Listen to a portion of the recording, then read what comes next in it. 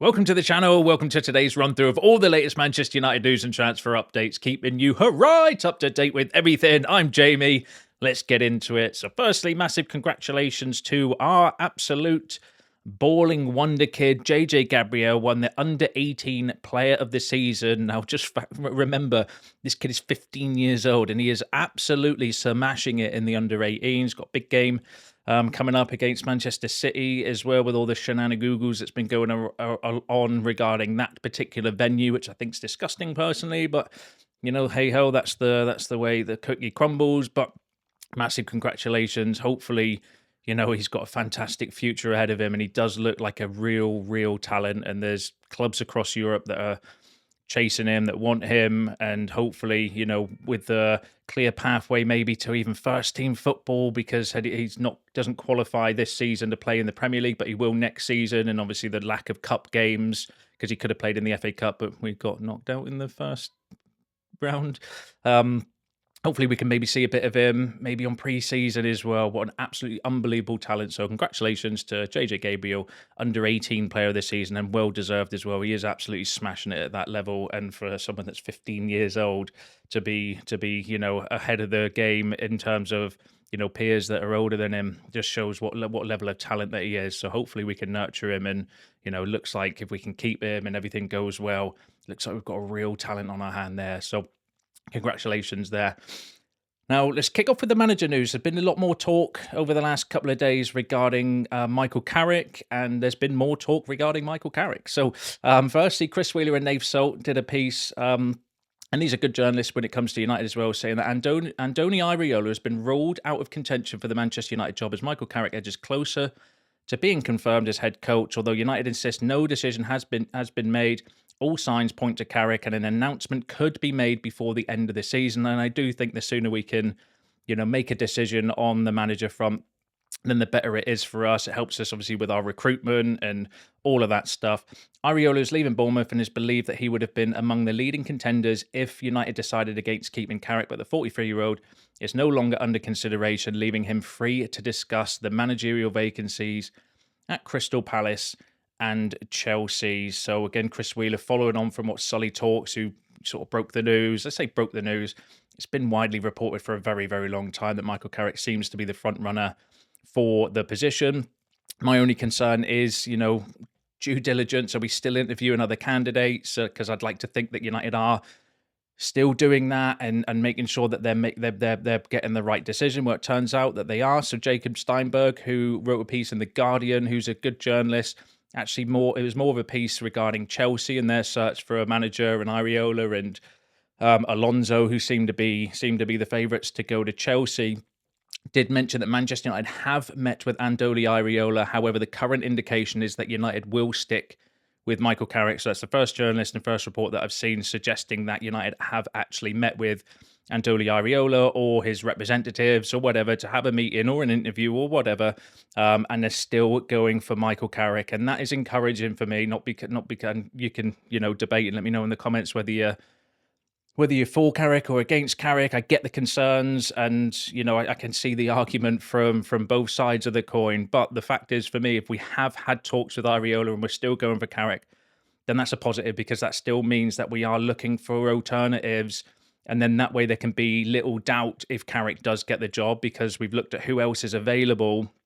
And then if they decide to go for Carrick, then it is what it is. And I just hope we can, you know, any manager coming in needs better players, and I think that should resolve itself. But the reality is, you know, the leading contenders, the ones that you would want to come in, are just not available. So we're having to pick from, you know, the Iraolas, the Marco Silvas and Glasners, and none of them really fill me with any more confidence than Michael Carrick. I'd rather stick with Michael Carrick. He's one of our own, absolute legend of the club. And I'm a little bit romantic in a way as well, because, you know, for someone like Michael Carrick, or a former player, or someone that's had that previous connection with the club, if they're the manager to get us back to winning a title, then I think that would be an unbelievable story in our history. And we're a club that is built on having unbelievable stories in our history. So there's a little bit of a romantic side of me, but I get the concerns. I understand there are worries. I have the same worries regarding Michael Carrick around the experience in Champions League and, the style of play that we're seeing at the moment. But I do generally think he's getting the best out of what is available, and that's what we want as a head coach. And then the recruitment team recruit the players, and then the head coach gets the best out of those players. So with better players, I think we're going to see better performances under Michael Carrick. But yeah, the encouraging thing for me is that we have had a meeting with Iraola and still are pivoting more towards Michael Carrick.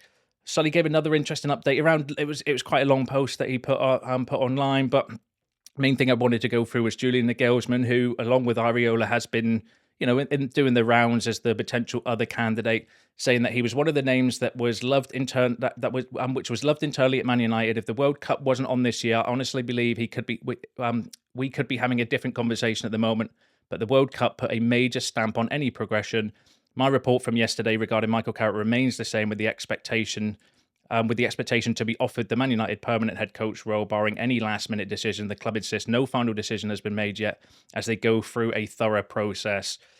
And so they look like they may still be having talks, or have had talks with other managers or other coaches. I'm sure it'll all come out in the wash, but all signs are still pointing towards Michael Carrick. But the encouraging thing for me is the fact that we are still holding these meetings. We're just doing it in secret. It's not being reported. It's not being leaked out through the media, because I don't think this regime are really bothered about social media interactions, where the previous ones and the Red Woodward and stuff loved it. So everything would get leaked and you'd know what was going on before anything, because they would love that interaction. Whereas, under Ineos and stuff, they are doing things, but they're just not shouting it from the rooftops, which is fair enough. But again, get involved in the comments. Let me know what you think regarding that. But the recruitment this summer is more important for me. We need to get this midfield rebuilt. That's the critical area of the squad, amongst the others, because we shared some thoughts yesterday in other positions that we would want to strengthen. I think the left-hand side is another glaringly obvious one as well, and then it's sort of split between right back, centre back,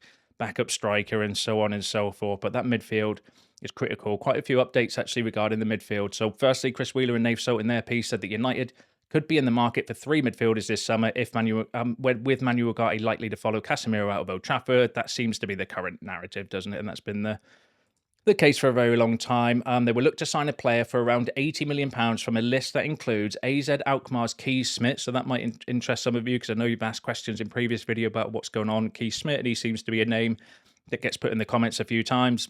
As well as Elliot Anderson, Carlos Baleba, Adam Wharton, Sandro Tonali, and Aurelien Tchouameni. So what Chris Wheeler was the journalist that did break or did a report suggesting that United are going to have a £150 million budget for the midfield, and they're going to split it between like an £80 million signing, a £40 million signing, a £20 million signing, I think was the way that it was worded, or maths. That doesn't quite math, does it?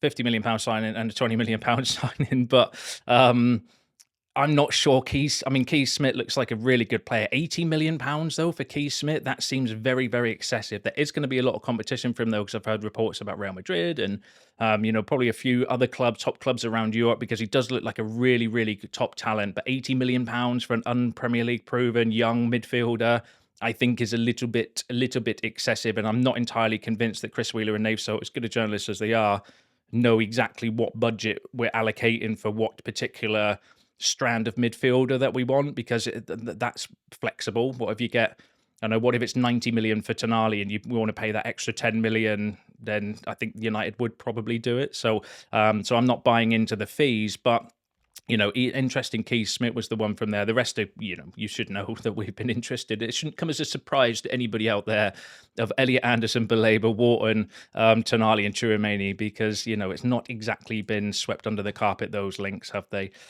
Now, sticking with the same piece, though, it did say that United will also look to sign a midfielder in the 40 million bracket from a pool that includes Ederson, as well as West Ham's Mateus Fernandes and Bournemouth duo Alex Scott and Tyler Adams, plus a squad player for around £20 million. And then it was mentioning, a few young players for that particular price. But again, I'm not exactly convinced that journalists will know exactly how much players are going to go for. There's competition, there's external factors like relegation and promotion or staying in the league, European football. Some clubs still have that to contend with. But yeah, interesting names. Ederson, Mateus Fernandes. It seems to be Ederson and Mateus Fernandes seem to be the ones dominating the media or the news at the moment. However, there's been a good report from Sky, which I'll go through in a second, potentially about Carlos Baleba as well, because he still feels to me like the most likely one out of everyone that we're interested in. Now, there's also been a report coming out from Sky saying that Manchester United have stepped up their interest in Atalanta midfielder Ederson and West Ham's Mateus Fernandes. United want to sign at least 2 midfielders this summer and are currently working on a shortlist of several leading contenders.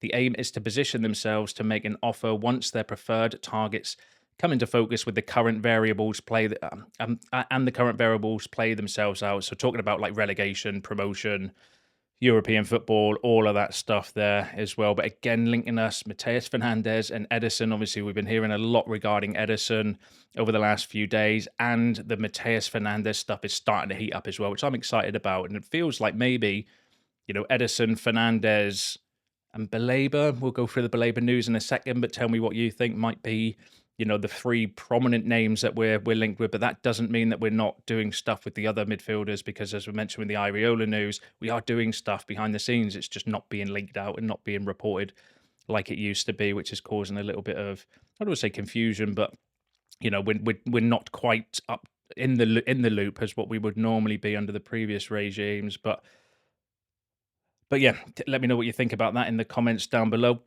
Sticking with the Sky Sports report, though, it said that Ederson has looked destined for Atletico Madrid, but a pivot from the Spanish club towards Wolves, João Gomez, another name on United's radar, in part because of the financials involved, has opened the door for United and other clubs on the Brazilian. Reports of an agreement on personal terms between Ederson and United are not accurate. Fernandes, too, has impressed United this season, along with a number of other clubs. And if West Ham are relegated, then it could be clearer how gettable he is and how much he will cost. And that's going to be the key factor with Fernandes. And that's the variables that it was saying before. If West Ham stay up, then maybe the report the other day that was saying they would want £85 million for Mateus Fernandes, and that's without competition. And, because there's going to be other teams that are looking at Mateus Fernandes because he's a fantastic young Premier League proven midfielder. That's a really, really top talent in my opinion. And I think even if they get relegated, there's still going to be competition. I don't think it's going to be a cheap deal either way. They're going to want to make profit on him. And they paid around £40 million for Mateus Fernandes. So that's why I don't really lean into, the Chris Wheeler piece saying the £40 million midfielders are those ones, because I think Alex Scott will probably cost a little bit more than £40 million as well. Tyler Adams maybe a little bit less. Do you know what I mean? Like, I don't think journalists know the price that players are going to go for in the summer, because that all comes down to negotiations and competition and bits like that. I think the concept, though, might be right. An expensive midfielder, a sort of medium bracket cost midfielder, and then maybe a cheaper midfielder. That makes sense to me, but I don't believe the exact figures, because it could go one way or the other when you enter into negotiations. But yeah, no smoke without fire. Fernandes and Ederson seem to be prominent in the media and in the news at the moment.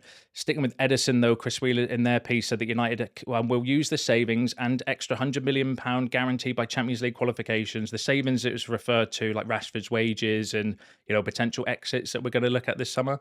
Make a number of new signings, but the deal for Atalanta midfielder Ederson is not as advanced as being suggested. So who would have thought? Italian media seem to be over-exaggerating what is going on with the Ederson situation. The 26-year-old Brazil midfielder is high on United's list of targets, and it's quite possible he could end up at Old Trafford this summer, but sources insist there has not been any contact between the two clubs, and speculation in Italy that personal terms have already been agreed is premature. So that's why I keep saying that the Italian side we need to take with a pinch of salt, because they are hit and miss journalists, and it seems to be that they're exaggerating how far along this deal that we are. The British media and the more Manchester United-based journalists, who are the ones that I would pivot towards, trusting a little bit more, are suggesting that he's on the list. Maybe there are talks. I do think there are talks, because Romano said that we've had talks with the agency, but maybe not quite as advanced as what's being led to believe. But he's on the list of targets and could be available, and it might be a deal that we end up doing. But as I mentioned in yesterday's video, I think Ederson is the nothing replacement I'm cool with, and then two to the Elgato and the Casemiro replacement. But we'll wait and see. I think, still believe that United are just lining up all these deals.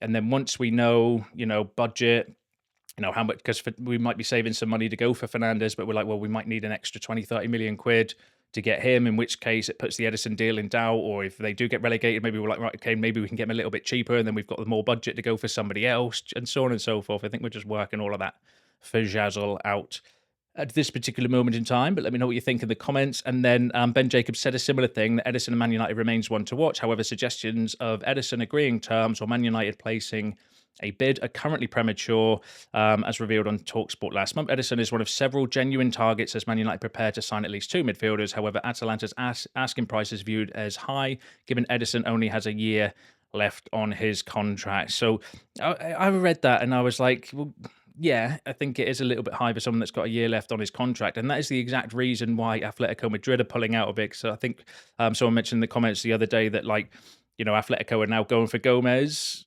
So does that mean that Edison's maybe not quite as good? And I would say there's a case to argue for that. But let's forget Atletico went for Edison first. It's just they're scoffing at the asking price by Atalanta, and Atalanta are a team that, as we know, that will try and get the best bang for their buck, and let's just hope we can negotiate that price down a little bit. And that's maybe why, if you get the players buy-in, it helps us in terms of negotiations and stuff. But I just keep thinking, well, if Gomez is cheaper, why are we not trying to poach the João Gomez deal?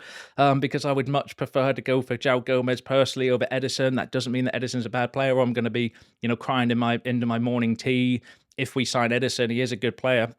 But it just makes no sense to me that we wouldn't be pushing for João Gomez ahead of Edison, considering if he's going to be cheaper and he's Premier League proven. I don't know. Convince me either way in the comments. But the biggest update, though, I felt from all of the midfield talk was actually from Sky regarding Carlos Baleba.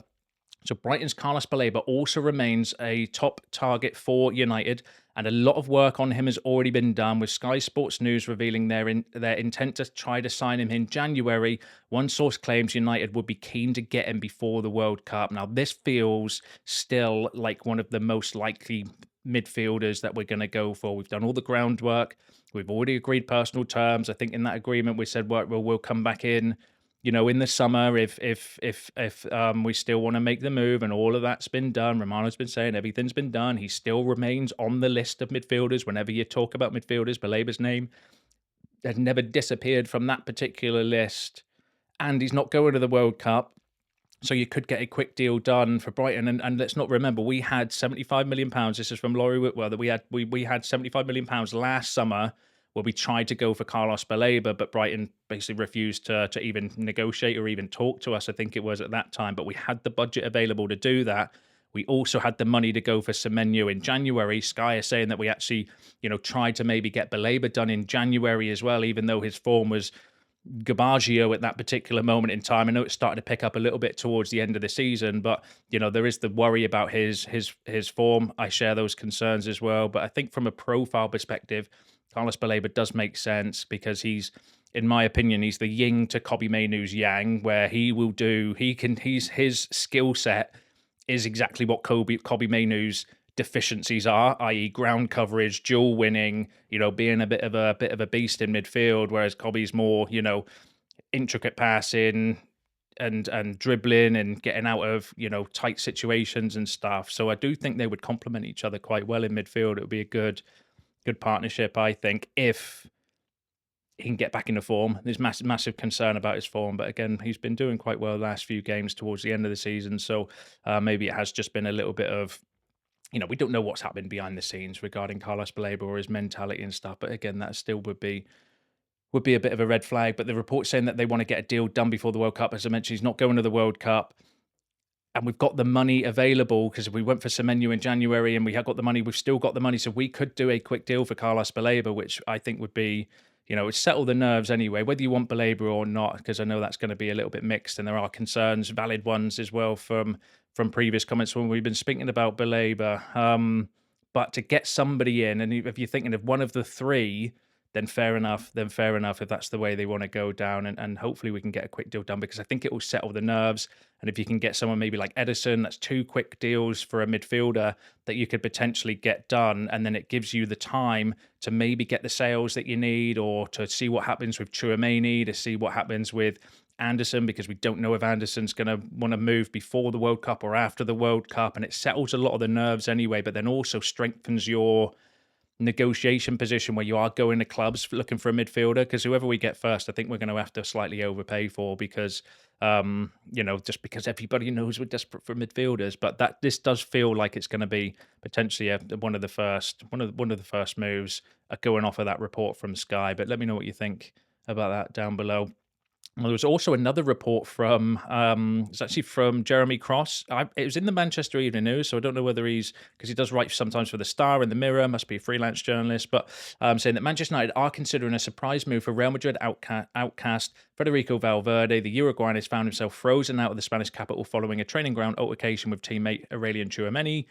The Real vice-captain was compelled to release a public statement and issued a grovelling apology. However, it is understood that club officials remain furious with the midfielder and will look to offload him this summer. So according to Jeremy Cross, who is somebody I would take with a pinch of salt, saying that maybe United, maybe Real Madrid would be more inclined to sell Valverde than they would Tchouameni. I don't know if the plausibility of that, because if Jose Mourinho is going to go in at Real Madrid as their head coach, which is doing the rounds at the moment, I think Mourinho would maybe favour someone like Valverde. Like Valverde is he's anybody's type of midfielder, to be fair, and I wouldn't cry if we did end up getting Valverde ahead of Tchouameni, because they're both fantastic midfielders in my opinion, and it's not going to be upsetting if you went for one or the other. They would both slightly improve Manchester United, let's just say that. But I feel Valverde is a Mourinho midfielder, like that's.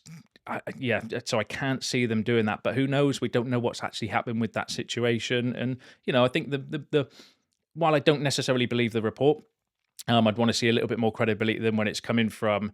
The concept makes sense, because if they do want to keep Tchouameni and the players can't work together, or something, whatever's happened is that serious enough that they can't work together and stuff, then if Valverde becomes available, then you've got to be in the conversation, right? But I just think that's a little bit too far-fetched, because he's the vice captain and potential captain for next season as well. But yeah, we'll keep an eye on that one. Give us your thoughts in the comments down below. And there's been a report coming from Build saying that Manchester United are interested in Basumana Toure, with a move to England seen as a realistic option. Hoffenheim could consider a sale for around 40 million euros, especially if they miss out on European qualifications. So again, we don't know the situation. The reports were yesterday, and that the feeling is that maybe it's going to be more of a left back than a left winger. However, we don't know that for definite. That's just what's being reported. If we are still looking for a left winger, remember the narrative was we want another Ahmad on the left hand side, and Toure does actually fit that sort of profile.